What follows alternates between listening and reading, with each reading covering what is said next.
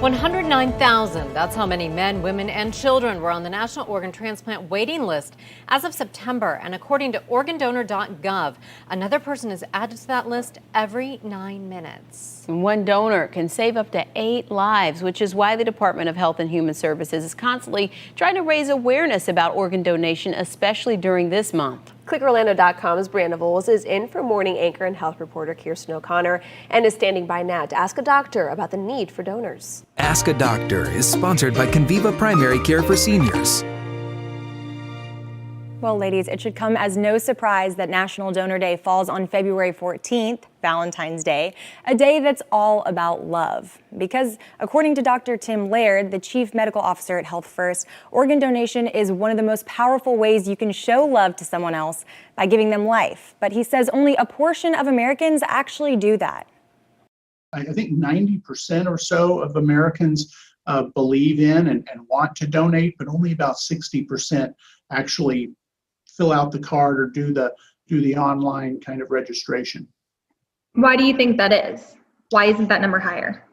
Yeah, I think it's the inertia. And I think it's it could also be maybe a distrust of the donation process or doctors or the decisions like that, and wondering whether it might affect them in an adverse way, but it doesn't, and it's only done at the end of life if you're otherwise going to pass away,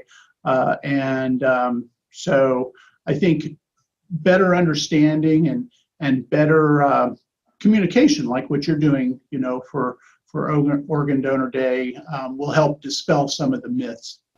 Now, I asked Dr. Laird about some of the most common myths that he hears from people who are hesitant about signing up to be an organ donor, including one of the most popular, that first responders and healthcare providers won't try as hard to save your life if they know you're signed up to be an organ donor.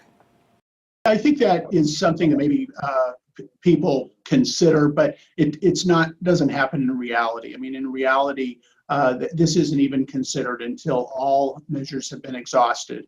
And so the person has passed away or is brain dead, and that's when organ donation is even considered by the medical team. In fact, according to organdonor.gov, only 3 in every 1,000 people die in a way that actually allows for organ donation, which is another reason everyone is encouraged to sign up. And by everyone, Dr. Laird does mean almost everyone. He says it's important to have a diverse list of donors and that there are very few factors that could disqualify someone from being a potential donor.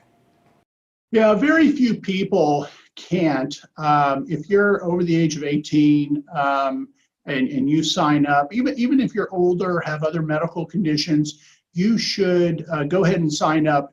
At the time of donation, doctors will determine whether any of the organs are able to be transplanted. And so really, no matter your age, health status, ethnicity, none of that should play a part. You very well could help save somebody's life.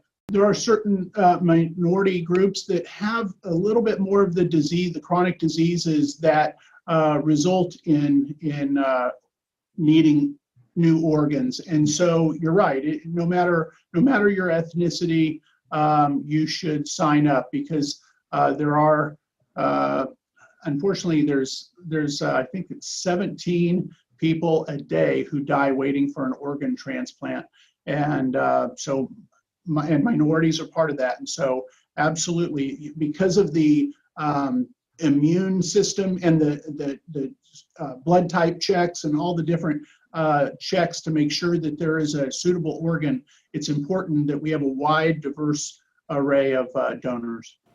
Dr. Laird says it's never easy to talk about the end of life, but if you do choose to be an organ donor, you should have that conversation with your loved ones now. That way, your wishes are clear and everyone feels comfortable carrying them out when the time comes. Maybe you want to sign up as a family like he and his did.